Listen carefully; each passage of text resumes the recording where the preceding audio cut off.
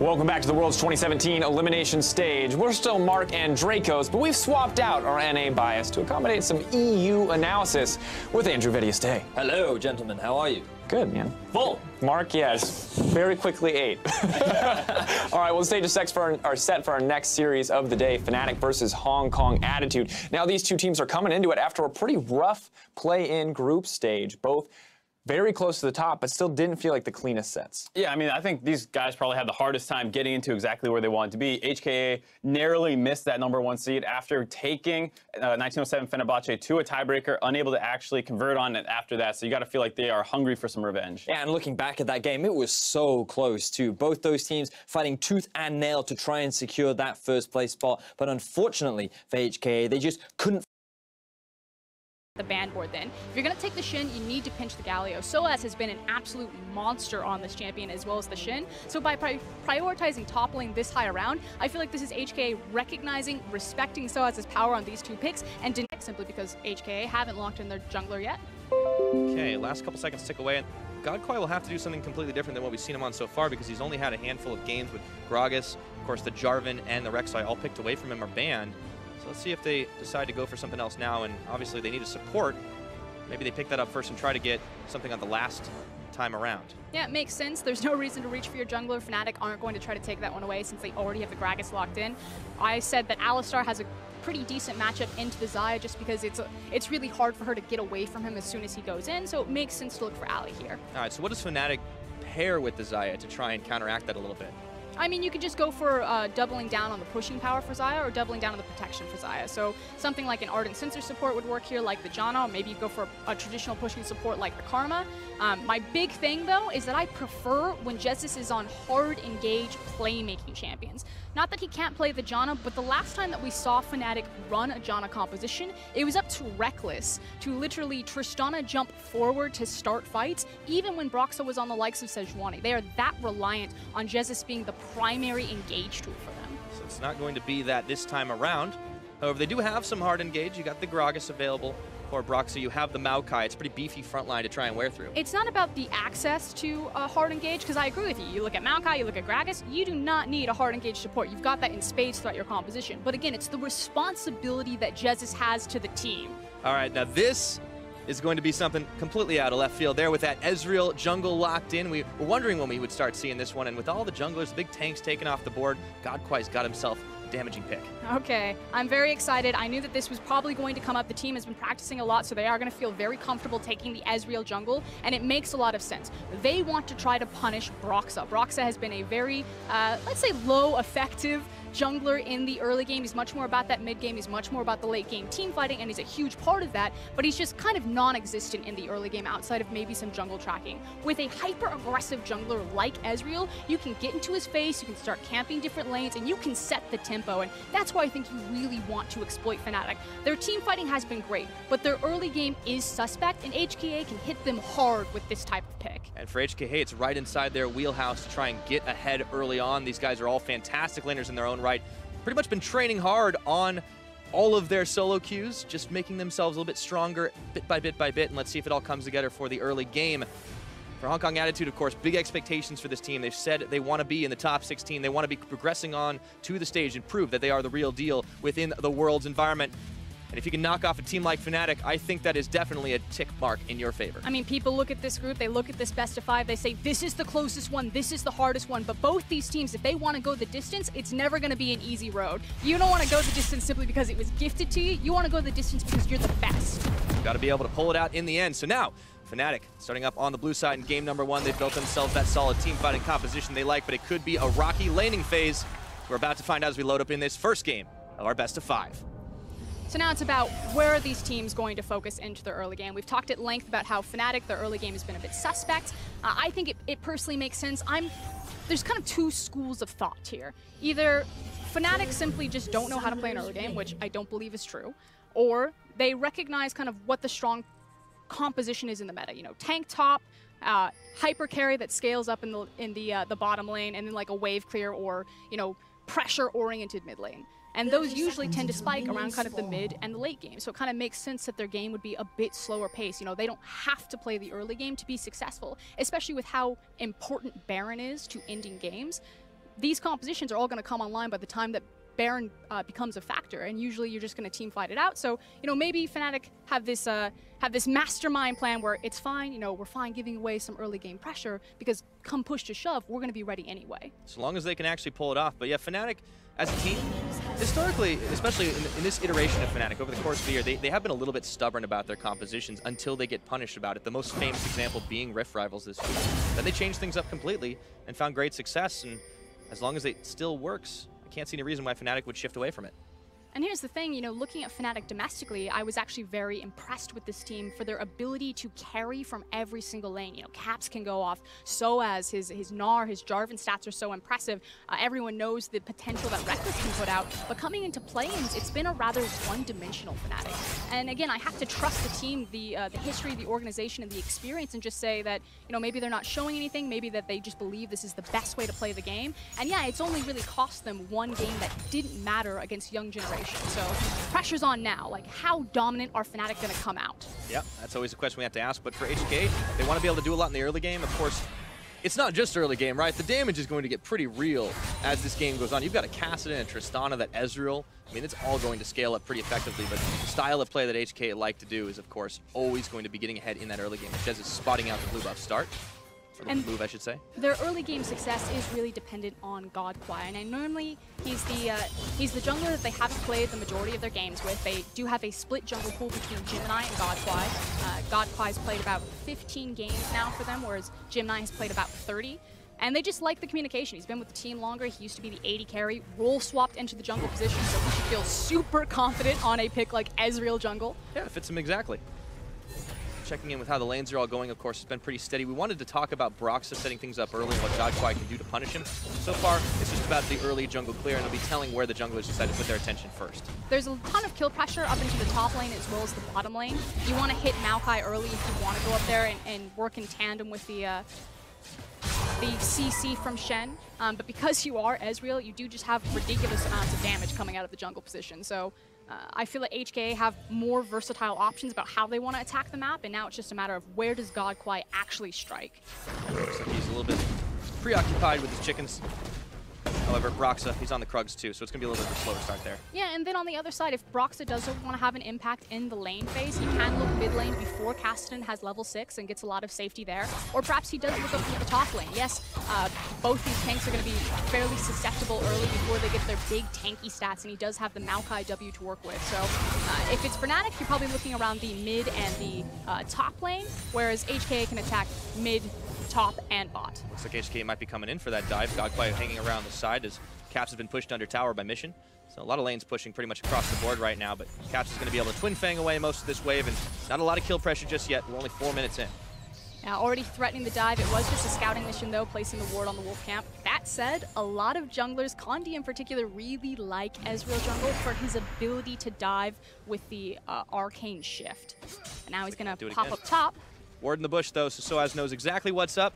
He's not too worried about being interrupted from the farm. Riris already down to half his health bar, but of course, Broxah is making his way up slowly. They pinged in the area. Not 100% sure if he was going to be there, but still just seems like the laners are going to be having it all to themselves for the time being. Yeah, Broxah is just shadowing underneath Soaz. Soaz wants to get this big wave into the tower. He can get a free back if he wants to, or maybe try to punish Shen a little bit underneath the tower. And he just wants to make sure that he's in the area since his top laner has to be so exposed and overextended outside. Yeah, see the wave pushing back. Riris 1 level disadvantage over to Soaz, but big wave built up. He shouldn't have too much trouble under the tower.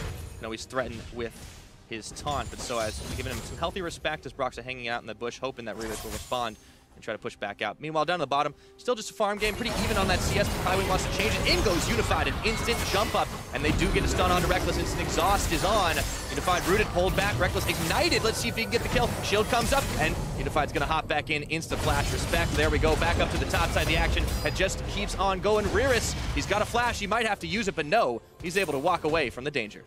Okay, so action across the map. In the end, though, it's the bottom action that I think is more important and prevalent to the game right now. That's 3 summoners burned from Fnatic. The exhaust, the flash, and the heal. And we talked about the Alistar into Xayah, how teams really favor that matchup. It now makes it that much easier for Godquai to say, I'm coming bottom, and we're looking for Reckless. Yeah, now Mission, he wants to get going in onto Caps, and It's not going to happen too much just right now. And speaking of Caps, despite the fact that he's been under pressure more or less constantly throughout this Worlds, he's actually put up some pretty decent numbers in the CS department and not so bad on his KDA. Let's be frank, no one's going to come to help Caps. Fnatic are notorious that they kind of leave their mid laner on an island unless, you know, Broxa happens to be on Raptors while Caps is being dove by 3 people. But despite the fact that this guy's constantly in 3v1, 2v1 scenarios, he has the 2nd highest CS difference at 15, which is just so incredibly impressive and speaks to his ability as a laner. Yeah, well, Caps definitely came in as a pretty hotshot rookie into the European LCS, a long line of them.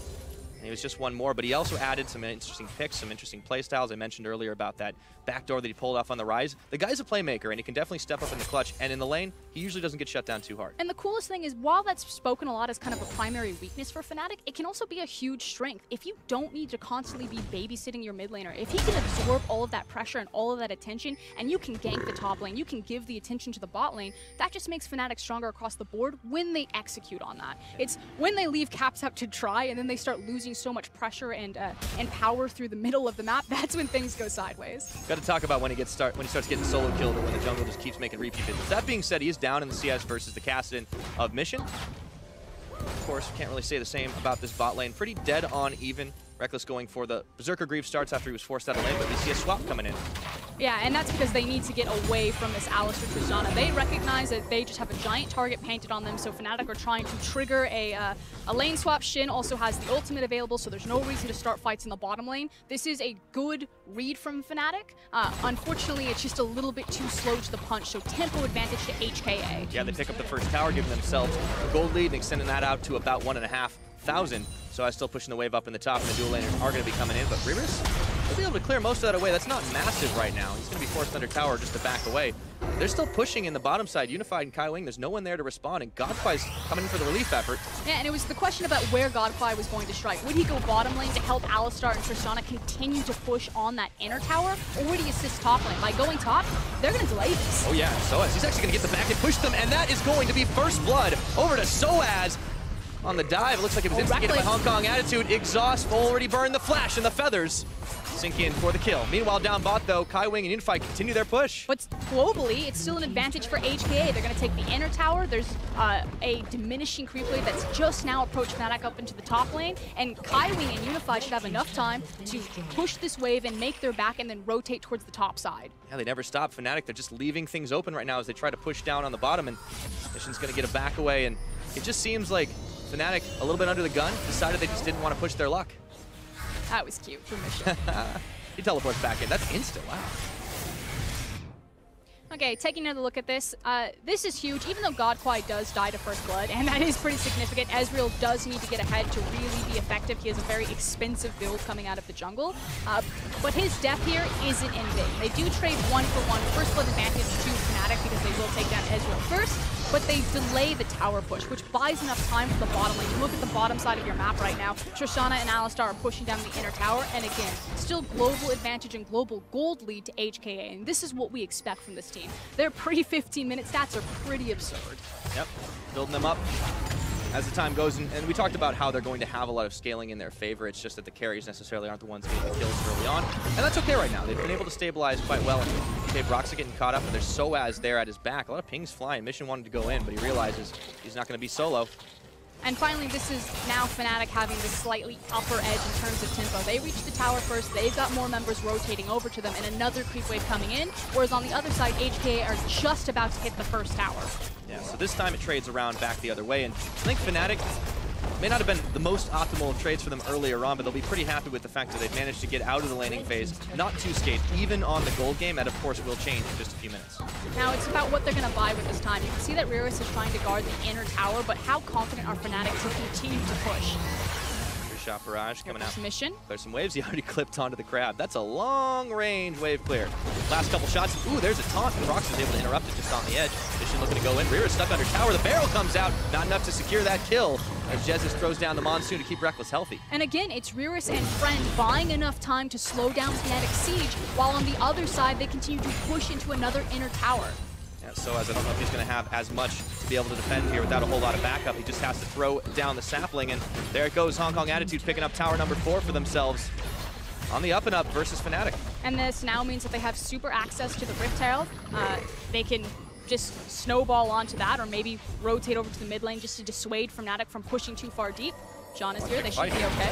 All right, comes in, Unified, he goes deep, and there is the knock-up headbutt, both combo, and Unified getting the kill capped. Oh, he just tries to slither out too late, and even though he dishes some damage, Godquai takes caps down, and it's all HKA in the mid lane. And this is disaster from that Fnatic. They simply took the wrong way out of the lane. You know, you had the Janna from disengage, they could have rotated down, and as I say that, maybe a turnaround? Nope.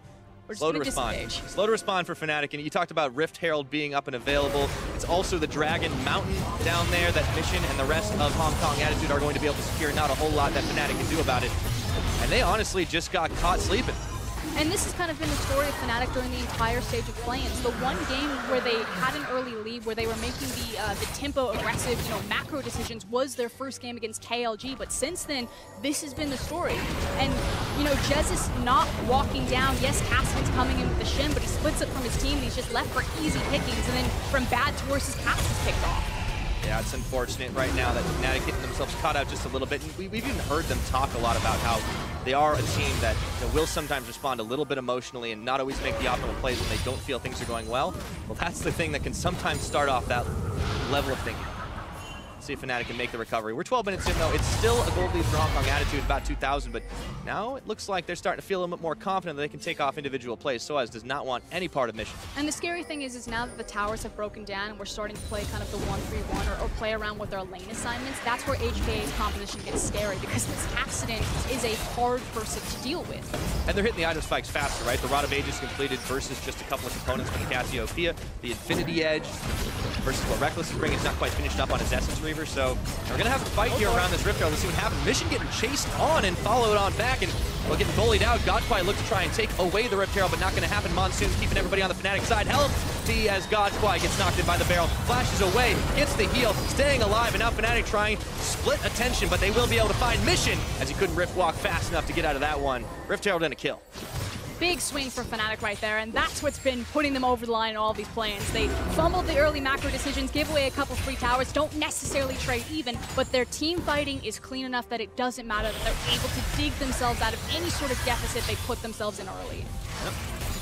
Might not always work about every single time, but it's shown so far that Fnatic's strong enough to affect the comebacks and out-skirmish, out-trade opponents. Unfortunately for Hong Kong Attitude, they just couldn't quite find the fight where they needed it. However, setup for them still looking good. A lot of wards deep in this Fnatic jungle. Pings flying that they know Brox is not around as he'd already backed off to base. Jez is and Caps a little low on the health bars. Have to respect the damage that Unified will bring. That said, the main goal for Fnatic right now is to take down that mid-tier tower. Now, you can see that Unified and Kaiwing have been moved over to just play wave clear duty, but Fnatic do have the Rift Herald. It does mean that HK are kind of extending themselves up into the mid lane, so eventually, as soon as they take care of these side lanes, Fnatic can rotate and try to push their luck mid. Although, here we go. Oh, he's the on classic. Jumping in.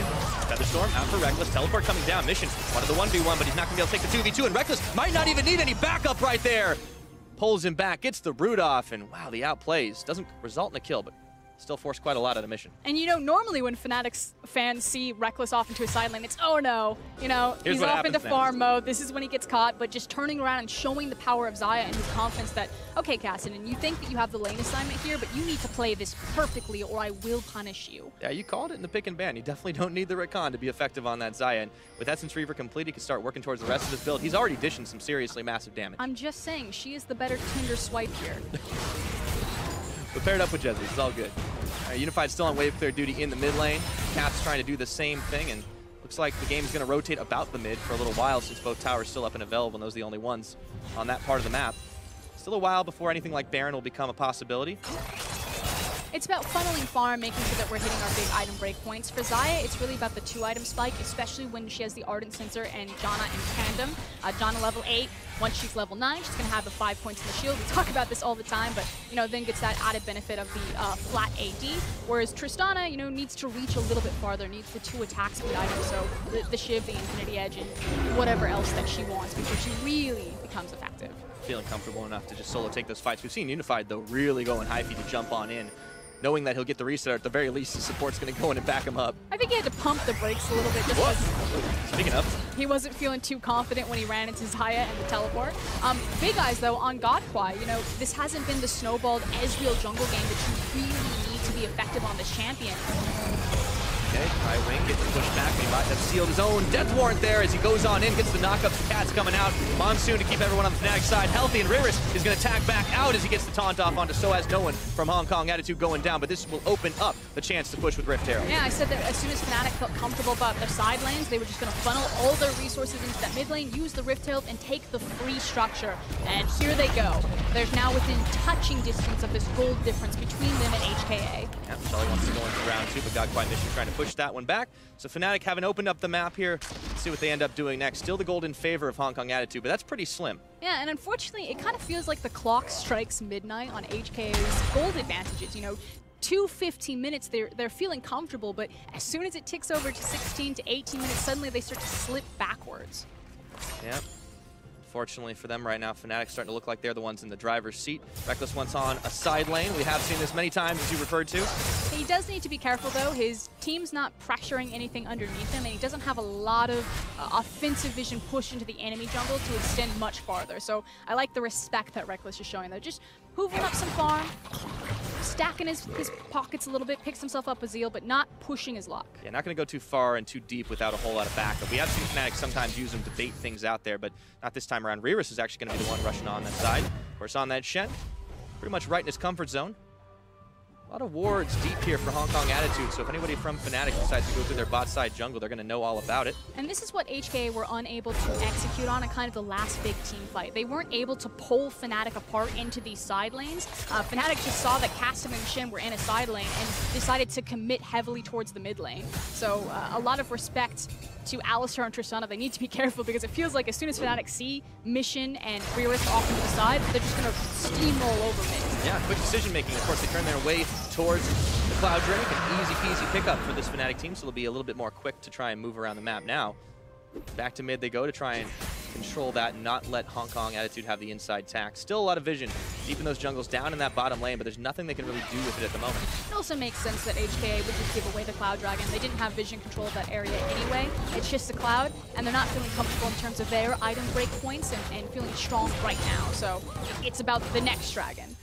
It's a waiting game for Hong Kong Attitude. And, you know, we talked about how for them it does seem to be all about building up the big lane leads. That kind of evaporated for this team, but there's still so much more that they can actually do. I'm just curious if they're going to be able to pull off these fights that Fnatic have just been so much better at in this play-in stage. I mean, they have a ton of mobility that they don't necessarily need to take the full 5v5, that they can try to split up when all 10 members are grouped up into kind of like a 2v2 or 3v2 type of scenario. But the guy to watch is really unified. The amount of damage and his damage share for this team is just absolutely ridiculous. And on a pick like Tristana, he's certainly armed to do so. It's just that he's now looking down the barrel of someone like Reckless. Normally, we talk about that high damage share that Unified has as a result of the fact that that Godquiet doesn't actually do nearly as much of it as his jungle counterparts. But now he's on an Ezreal. Now he's on this type of champion that's going to be able to dish out a lot of damage. So I'd be curious to see his numbers after this game, because if they match up, that's a problem. I mean, he's certainly going to be putting out more damage than usual simply because it's a poke champion versus kind of an all-in engaged tank. That said, he's still not feeling super confident. He's starting to create a little bit of space between him and Gragas, but he's been sitting on a Sheen for what feels like forever. Yeah, he really needs that eye edge to try and get things going here. Still a little while before Force? Trinity Force. Yeah, sorry, that other item, the other item that does a lot of damage. I trusted you. I was just going to take that. I was like, yeah, the Infinity Edge and Ezreal. No, it should I mean, that would do a lot of damage, admittedly. the Trinity Force into Duskblade. I mix those up all the time, apparently. They're very expensive swords. They are definitely. Well, one is 3 swords. That's where I really messed up, because I didn't think about that. But the Baron is going to be up in about 10 seconds. Now, I don't think that's going to be taken right away, but you can see that Fnatic are setting up vision for it already. Going to be a big important objective for both teams to try and take out Riris and Soaz, finding each other down on the bottom side. Soaz is decidedly more difficult to take down. He's got a Bramble Vest sitting on that, top of a little bit more MR for himself in the Spirit Visage. Yeah, he's got the Bramble Vest as well as the Ninja Tabi, so he feels completely fine in terms of the armor front, and then he also has his MR with the Spirit Visage completed. So Soaz feels super confident looking across from Riris right now. Riris is just trying to control the minion wave, doesn't really want anything to do with the giant tree. Issue is that his team doesn't have the vision control for him, so has to pay a ton of respect to Fnatic right now and can't get the deep push that he really wants. Yeah, all those wards that were set up earlier on when HKA had a lot more control of this map has kind of gone out the window, and there's not a whole lot of inside tech that they can really get. Fnatic do see this Cassin upriver nearby the Baron pit, pinging on it right now, but there's really not going to be a whole lot of response. So it seems like the Baron control wards all being taken out and replaced in favor of Hong Kong Attitudes. And this is the early stages of that dance. Oh. Hello. Looks like they found Unified, and he's going to get the hop up and away right into the Raptors. And he's going to get a little bit more clear off on him so they're not dishing out too much damage as he goes away. And huge credit to Unified. Didn't have to burn his heal, retained his flash right there. It did look very close, so good attempt by Broxa to find a very important pick. But Unified keeps his cool and walks away. This is why you see those Tristanas so frequently. Not only does she do so much damage, but you got a lot of self-peel getting everybody out of your face. And we'll see as Reckless and Jesus get on the side push here. Still being pinged out by Hong Kong Attitudes. Just a waiting game, trying to play the waves back and forth to make sure that there isn't a big advantage on either side of the map. Mid lane, kind of all but forgotten at the moment. This is the most important part of the game, though, because this will be the big decider. You know, we've been kind of in this very intense tug of war, and someone's about to lose. Oh boy, Caps trying to go all the way back under tower. Does make it out nice and safe. A little bit of help from Jesus on the backside, but now you see Hong Kong Attitude looking to try and push in, or maybe they decide now is the time. We're going to attempt that Baron. Unified getting a little far forward to try and get a few chip shots off on that tower, but nothing doing. Shen moving down towards the bottom, but he has got his teleport. No Stand United. Yep, still needs to be incredibly respectful, though, as we're back to the the Baron dance. I'm used to calling the Baron dance the Harlem Shake. Yeah, the it's the Barrelin Shake now. The Barrelin Shake. I feel like this is more of a tango, though. It feels a bit more graceful. This is a bit more of the European style of Baron dance that we're definitely a little more used to seeing. A little back and forth, and then eventually someone just throws the Baron. I feel like Not always. I'm not being entirely. I was gonna say, I feel like Fnatic have been really consistent. No, around the they're Baron. good at it. I was saying Pan EU. That's a whole other story. Their ability to sculpt fights around the Barons have pretty much saved them a lot of games in the plains. Again, their setting of tempo and their ability to say we're getting the first tower, we're going to trade 2 towers up on you. They've pretty much fallen flat on their face throughout the plains group stage, but it just comes to that one Baron fight where Fnatic have the perfect vision set up, where Jezza gets the perfect flank, and then Broxa follows up, and they don't disengage, they keep going forward. Fnatic suddenly close the bear trap on you and rotate into a Baron or rotating into an Infernal Drake. Yeah, and of course it's kind of better equipped for their comp to do that as opposed to what Hong Kong Attitude are bringing. They have those side lane pushers. They have a bit more of a catch if you look at the Kassadin, you look at the Shen, and even the Ezreal. It's a lot of damage, but in the team fights, may not necessarily shine as much as some of that AoE that the likes of Caps and Reckless can do. I mean, there's certainly a ton of damage on both the compositions. They're well balanced. They've got multiple damage threats, great tanks. It's all scaling too. You've pointed out, though, that HKA do have the added benefit that they can try to manipulate more of these side lanes. So Cassiopeia, she's not going to be in the same safety net when she's playing the side lane. That's why Reckless has really been picking up a lot of that side lane farm and a lot of that side lane responsibility. But this is where they're comfortable fighting, right? The 2-item spike you were talking about on the Xayah, that's of course completed. We're still waiting to see the Tristana get it to the 3. And Fnatic, they're now deciding to grab a little bit of extra easier objectives. The Ocean Drake on the board should be a pretty simple take for them because there's not a whole lot of response where Hong Kong Attitude are on the map right now. Still focusing on those side lanes. The Kassadin pushing up top, the Shen pushing down on bottom. And it's focusing on the farm. Again, it's HKA recognizing that, hey, we're not strong enough. We don't feel 100% confident right now that we could just dominate these 5v5s. We're still waiting on one more item from Tristana, so let them have the Ocean Drake. Let them have it for now. Of course, we haven't seen the more explosive Infernal Drakes that have pretty much been in just about every game. I think there was like twice as many Infernal takes as any other dragon so far in this tournament. Something like 30. Made them really, really explosive fights happening, but now at 25 minutes, it's not one to be found, and even the next dragon's going to be the Mountain. But the fact that this mid lane tower is still standing at 24 minutes is a big problem for HKA. It means that they're having a harder time kind of blitzing in their deep vision on either the blue or red side jungle. Look to change their fortunes right here. The Caps is still there to defense. Unified gets the turnaround. Doesn't look into the petrifying gaze. With the Janus shield, they're able to save the tower mid for now. Fnatic instantly mobilizing for the defense. Hong Kong Attitude, they want that tower real bad, but they're going to have to earn it. Looking for Broxa. Kaiwing goes in with the knockup. Static ship, AoE damage. Missions wanted to find an in, and True Shot Barrage is going to peg Caps, but not enough to take him out. And looking down bottom, you could see that Rarus actually disengaged from Maokai. He's now recently stepped back forward to try to keep him locked down, so HKA may be feeling confident enough that they don't need to pull their Shin, that they can actually just win in the 4v4 right now or get what they want, but everyone is going to disengage. Yeah, pressure still on for Fnatic, trying to save this mid tower. Hong Kong Attitude still hanging around the Baron pit, controlling all that vision. Fnatic would have to, of course, go in there to try and stop him out. Mission, he's still on a mission up towards the top side to keep the waves of pushing, but the dance continues back and forth. The fact that Mission's got to bounce between both mid and top lane, though, and Caps is able to keep CS with him, pretty impressive. Been able to do it pretty consistently. Well, we talked about the CSD of 15. Throughout the rest of the game, it's pretty good, too. Caps is definitely not slouched on most champions. And he is getting more support now that the lanes have broken. You know, it is Broxa and Jezza standing behind him, making sure that they can't break that mid lane tower. But just to re-emphasize, it is so important that Fnatic still have that standing. And it's what's denied HKA a lot of their ability to exploit their 1-3-1, because they can't get deeper vision in the jungle because mid lane still stands. Yeah, that's the difficult part right now. So for Hong Kong Attitude, it's still frustrating to try and break into that mid side. And now we start to see them gathering a little bit more of their vision, once again poking into the jungle of Fnatic on both the bottom and the top sides. And there's that 3-item power spike for the Tristana. Is this where they start forcing out the Baron? So I would expect that they're going to feel more comfortable. They also have the completed Trinity Force on Ezreal jungle. You still are looking for kind of the 3 items for easy. Probably going to be the Duskblade coming in next. That said, we're also very close for the Infinity Edge for Reckless. Yeah, that's going to start turning things around pretty well, too. And 2-item power spike on the Zaya, he's still been dishing damage. But otherwise, I feel like both teams have been, you know, pretty respectful, just kind of gentleman's agreement. We're going to farm, we're going to get our items. We'll see it in the 5v5. And now it's coming on to that time of the game. Yeah, you can see both teams getting a little bit more trigger happy, trying to go in on each other and see if they can get a quick pick to try and turn a fight in their favor. Still no one's going to find it just about now. I mean, this is one of those games we have more towers than kills, and it kind of teeters on a knife edge for a little while. But it just takes one team fight, Pyra, and it will be a massive swing of who will win this game. Oh yeah, now the minions moving in towards the bottom side as Riris goes to join the team back up towards top. Fnatic are the ones that have controlled vision around the Baron pit, and see if HKA can try to find a collapse here. Kai Wing moving around the mid once more, finds Caps out, gets grounded. Rest of Fnatic on the chase looking for the cow. They want themselves a burger today. Not gonna find it. And frankly, it should be HKA that are looking for the plays at that moment. You know, it's them who have priority over the mid lane. They've got the Shin rotating first. He's going to get to fights faster because he has the Stand United, but constantly it's Fnatic. Oh! And they found a catch right on top of the Ezreal. Shen Shield coming in, but Godquai is going to get deleted before he can do it, and Fnatic instantly pinging onto the Baron. Let's see if they're going to be able to secure that one down. Without the smite, HKA will have to distract. Which means that HKA have to fight and try to force them off the Baron. There is no option to look for a smite steal here. Yep, no vision for them thanks to the control ward denying the red that they've already got inside, but a teleport is coming down right now. We'll see if Fnatic can secure this one up right quick. No Mountain Drake for them, but still plenty of damage. Reaver's coming in. It looks like that's going to get secured as they got the zone out onto Mission.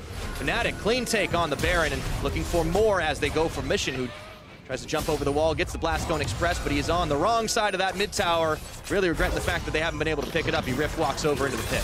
He should be out home and to safety, but it is a clean Baron pickup from Fnatic. And like I said, it just comes down to one team fight that's massively going to swing this game in the other direction. Yes, indeed. So, for Fnatic, with the Baron empowered minions, making it even harder for HKA to push into this mid. They're the ones who are finding, even if you don't get the kills, you can still find exactly what you need, just get one pick. But I want to hit back to my previous point. Look where Shin was. You know, he was starting to rotate so much earlier for this fight, but it's not HKA that are ever putting themselves in a position to try to start a fight, to try to use the fact that they did have priority in those side lanes. It's always Fnatic that are looking for the plays, and in that instance, making them happen. Yeah, surprised a little bit of Hong Kong Attitude's passivity and maybe just getting this game a little inside their heads and not necessarily trying to play it off to win, but just playing it to not lose any harder. And the gold lead, of course, slim, but still been in Fnatic's favor. We're approaching that 30-minute mark, and they've got a lot of damage. Still, we need to see them put it to the use. And how much damage can Fnatic do with this Baron? Looking for tower on the bottom side. Even Reckless hops over now, joined by Broxa. That's 4 members. They get the 4-1 on. That's a pretty quick clear out of those waves. Static Shield will do that for you, and Mission says, I don't want any part of this. And as I said, now this is where the composition from HKA can be punished. They don't have 2 forms of wave clear. They're entirely reliant on Unified being in position with this Tristana, and if he's ever not, it's just going to drop just like that Inner did. Yep, but easy to cut through those. And now Soaz just keeping Reaver's locked up. Remember, he could always cancel a teleport of the Shen, but he doesn't even have Stand United up and available. So Fnatic, they're still going to have a bit more of a global advantage. Taking down the Inner on the bottom, looking to push for the mid. And Mission, he's moving up to try and take out Soaz. He's going to be locked up for now. Let's see if they can hold him on. Redemption coming through, going to keep him even healthier.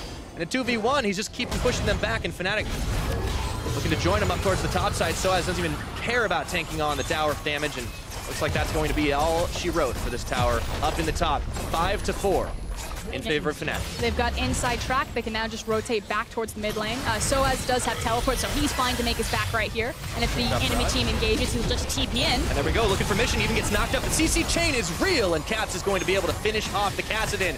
And these towers are falling like dominoes right now, 30 minutes into the game. And Soaz, teleport comes in. He's got a giant wave. He says, guys, just come here. We're just going to try to break the base. Yep, just keep it going on 1, 2, 3 lanes.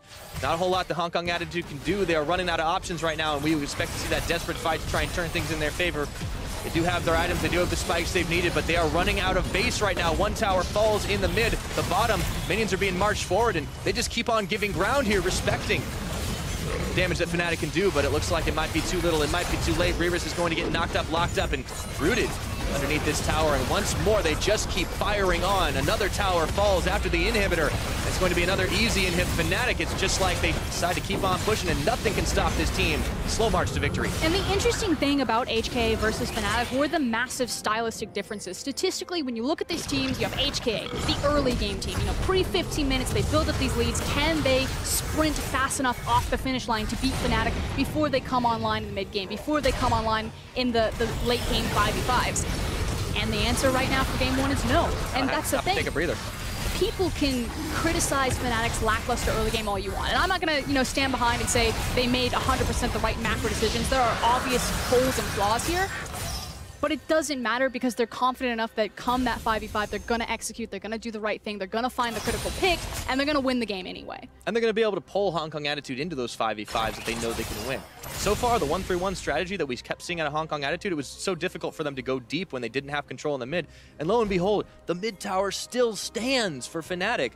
So Hong Kong Attitude, they just couldn't quite do enough early. And a lot of that did fall on God Kwai because he didn't take off on that jungle Ezreal, but he really needed to, and frankly just got outscaled of the usefulness that Gragas is going to bring to his team. Yeah, God Kwai obviously a little bit more at home on some of those tanky junglers, but with all of them banned away, he goes on to the Ezreal. Maybe he would be at home on an AD carry like Ezreal, but at the same time, it seemed like he just didn't quite have the amount of pressure that Broxah did. And even though Broxah didn't make any trips to the mid lane, he was still pretty effective early game. That said, you can see that there's still some fight left in HKA. They are looking for the cheeky flank play.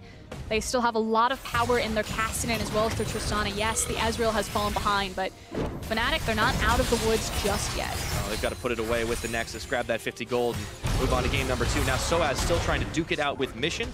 Not getting the better of him, though. This Cassin, not quite at the level he'd like to be 33 minutes into this game. And back inside the base is HKA Unified looking to take down the Gragas, but Broxah tanks it all up, shrugs off the damage.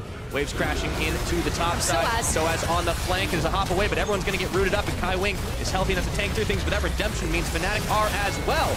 As they break open the base up towards the top, it looks like they decide to try and take the fight to end the game. The Shed Shield's on as Kai Wing staying alive. Mission trying to cut them off on the flank, but it looks like Fnatic know when to not push their luck, backing out. Moving right back on in once they're in safe range.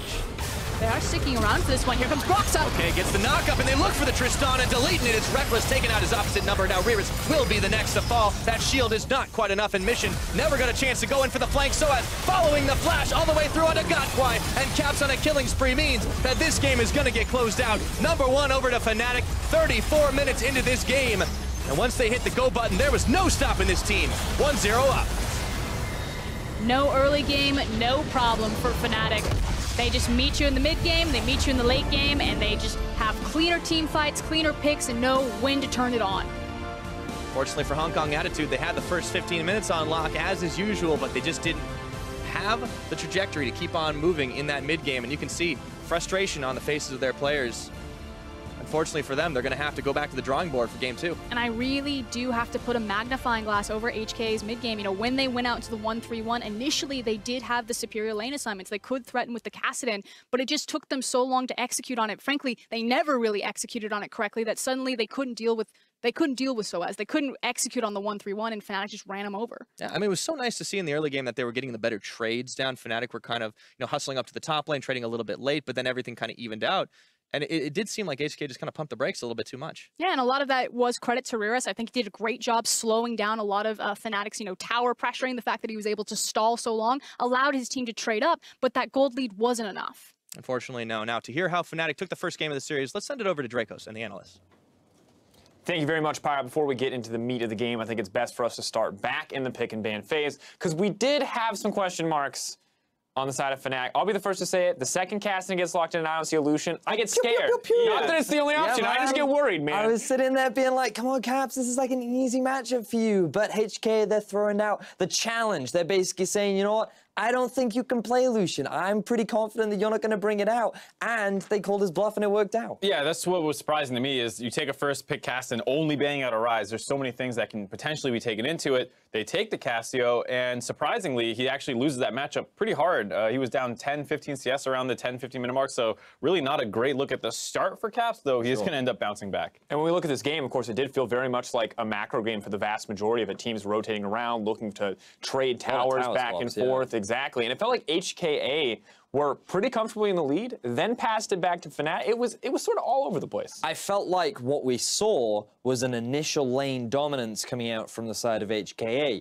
You could see CS advantages all across the board from them, and it was what we were talking about earlier, where a lot of their leads have come from their laning prowess. Unified stepped up massively against Reckless and Jezz down in the bottom lane. It was in part thanks to the matchup, of course, but the fact that they were able to push them out, even force Fnatic into this swap, just goes to show the strength of their individual laners. The problem was, Fnatic, they have a little bit more experience of moving around the map, and often they did have that tempo advantage, and they slowly and to be fair, their experience, I think they over-trusted it once or twice. Sure, yeah, they made a misjudgment or two. When we take a look at our first replay here, you can see that ultimately that experience sort of counted against them because they did not respect the potential collapse. And there's a lot of global tools here on the side of HKA. They were just pushing bot lane. Fnatic was rotated mid, tried to get there first, but Shen Caston did a good job cutting off the escape, forced Jezz into the mid lane where the top side of HKA was collapsing. They get a couple of kills. They were not actually able to break that mid turret there, which ends up being a huge problem for them because it took them forever to try and get any pressure down around there. And then their 1-3-1 basically fell apart because they never could push in deep enough into Fnatic's side. All right, we talked about this a lot, but I think we have to hit it again. HKA, why are they struggling to close this out? Because after that play, it felt like they should be in absolute control.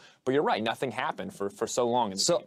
The reason why I think this exists is because Godquai needs to be their facilitator. I think that he's one of the big engagers. I think that when we saw the most success out of him was he was on picks like Jarvan specifically.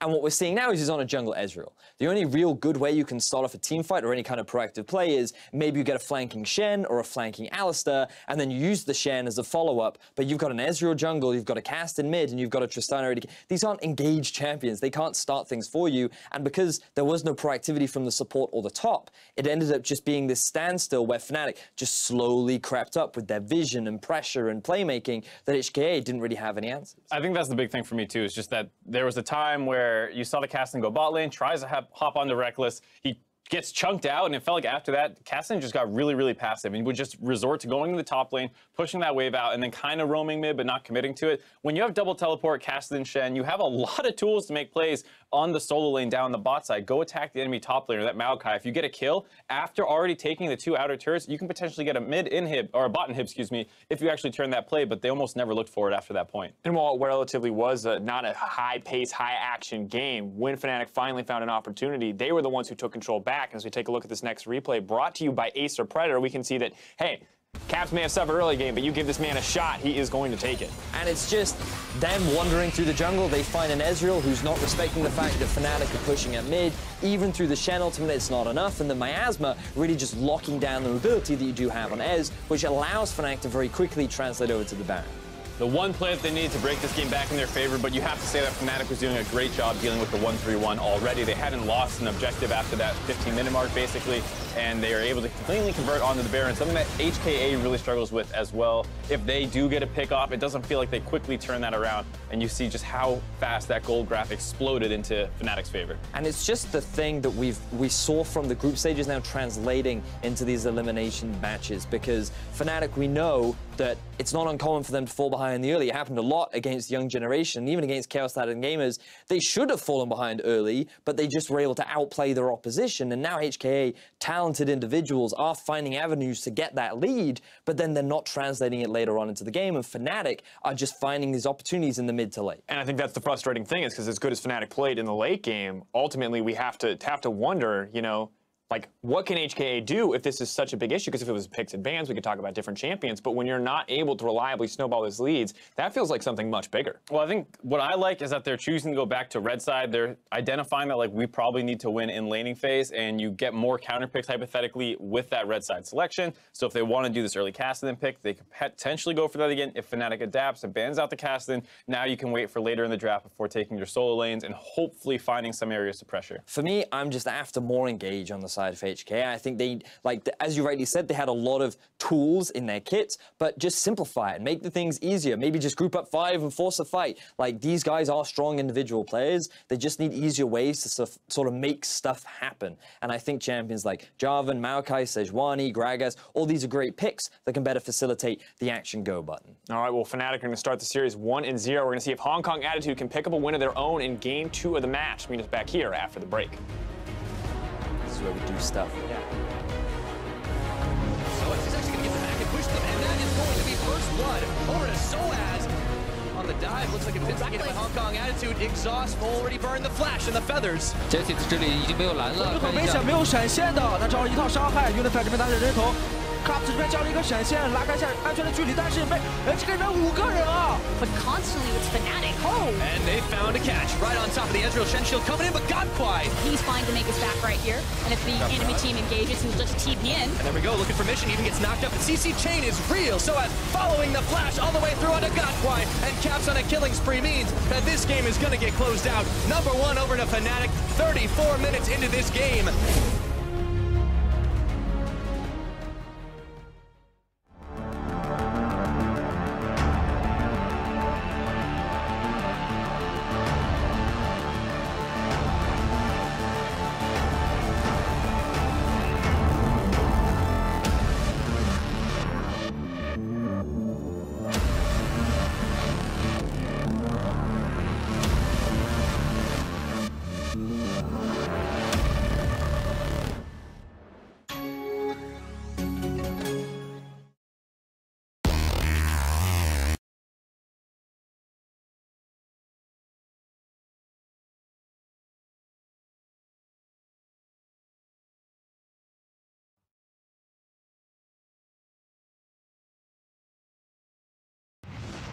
So even though we have made a lot of errors so far in the playing tournament, I really think that for the best of 5, we'll be the best version of ourselves. And even though HKA is a really, really strong team, I think we will end their world's dreams right here, right now. Well, okay, 1 out of 3, dreams dead. All right, for Caps, I feel like he definitely can be pretty confident the way his team was playing that last game. Yeah, and it was Caps that flash forward on the Cassiopeia that caught out the Ezreal and really catapulted his team into that Baron play. So definitely deserves to speak pretty big there because he backed it up with his play. Yeah, and for Hong Kong Attitude, I feel like the expectations, they haven't backed it up at all right now. The first 15 minutes, the signature that we've been seeing out of them is there. But after that, everything seems very uncertain. This team felt indecisive in game 1. And that's the key word I like, indecisive, because again, I think Vetty has said it best on the desk. They had so many different tools to really try to exploit, to utilize the 1-3-1, to get priority over the side lanes, then, you know, maybe even blitz in, try to make a play happen into the mid lane, but they never quite got there. You know, maybe they didn't quite like the chances that they had, because you look at the composition and it makes perfect sense. They've got the Castellan, they're a very comfortable Castellan team. It's one of Mission's best champions, so no excuses there. They had the Shin, you Shin ult on the Castellan, he blitzes into the back line, and then you start the fight, and that never happened. Yeah, they were on the side lanes. They had really solid trades early on against Fnatic, who were kind of scrambling to respond most of the time. And then they kept keeping on the side lanes, and they're like, oh, wait, we can't push anything because all the towers are dead. And then they never ended up actually getting the mid tower, and that was so critical. They didn't feel comfortable going in for the Baron. Fnatic, they just kind of beat down the door because they just slowly kept building that lead. Saw the gold graph after the game, and it just kind of like dipped, and that was the moment Fnatic decided to turn it on. The explosive lift off of Fnatic. Pretty much. The thing is Caps in that interview said that he feels like this is the best version of Fnatic, and yes, it is getting them the victories that they need when it counts. Again, that young generation loss, it didn't, you know, It didn't feel that bad. It didn't mean anything. Yeah. So it's hard to say whether that was the best iteration of Fnatic. There are definitely flaws here, but I go back to their domestic performance. And again, what impressed me so much about Fnatic was their ability to carry through Soaz, to carry through Caps, to carry through Reckless. And now this kind of feels like a much more one-dimensional, patient team. You know, it's all about Reckless. They pick the Cassiopeia instead of going for the Lucian so they can offer protection towards that Xayah standing in the back line. And it's so difficult to dive in on Janna Cassiopeia to blow up Reckless. They're constantly putting Soaz on these tanks instead of giving him his big Gnar or Jarvan picks, which he can pick freely into a lot of these tank matchups. So, you know, I don't know if I really like this this version of